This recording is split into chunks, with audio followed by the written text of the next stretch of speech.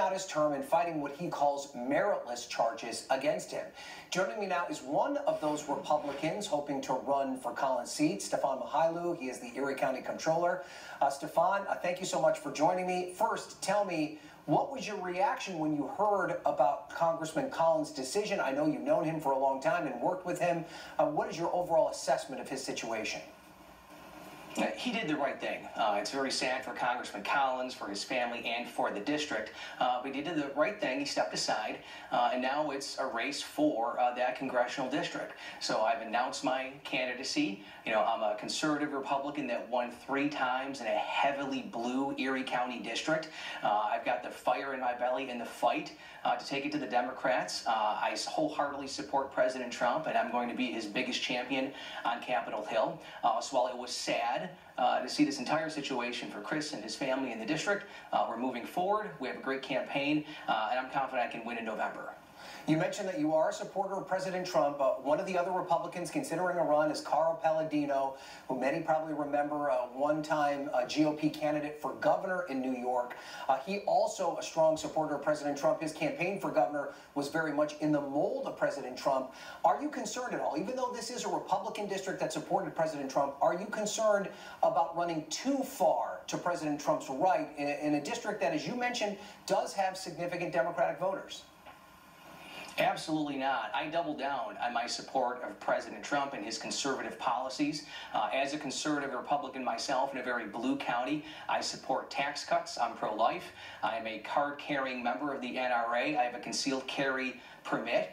The conservative values of this district are those values of mine. We cannot let this seat go into the Democratic fold. Make no mistake, if Democrats win the House, they are going to impeach President Trump on day one. And we cannot let job-killing Democrat and liberal extremists take that seat. I want to play a bit of sound for you for what may be your Democratic opponent, Nate McMurray, talking about the effort that Republicans will have to make in order to get Chris Collins off the ballot and the maneuvering that it would require. Take a listen. It's shameful. They're going to reach deep into this bag of tricks to try to come up with some strange solution. It's not going to fix anything. It's going to just be more of the same dirty political machine that we've seen over and over that's taken advantage of people here in Western New York. So he's calling the process to replace Congressman Collins on the ballot dirty political tricks. Obviously, it's going to take some maneuvering. How would you respond to that, and how are you reaching out to Republicans during this process? Nate McMurray does not want to run against me. I'm a brawler, I'm a fighter. I won in a blue county 3 times. I've never had an easy race, and I'm going to take the fight straight to him. He's a job killer.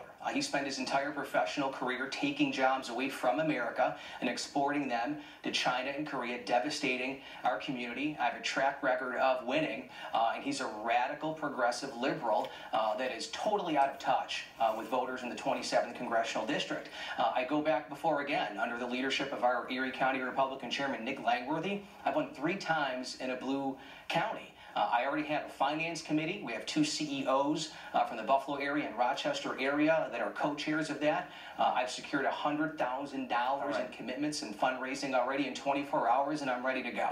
All right, Stefan Mychajliw, I won't make you weigh in on who should be the Buffalo Bills starting quarterback. That'll be for another day, but we certainly appreciate you being on with us this afternoon.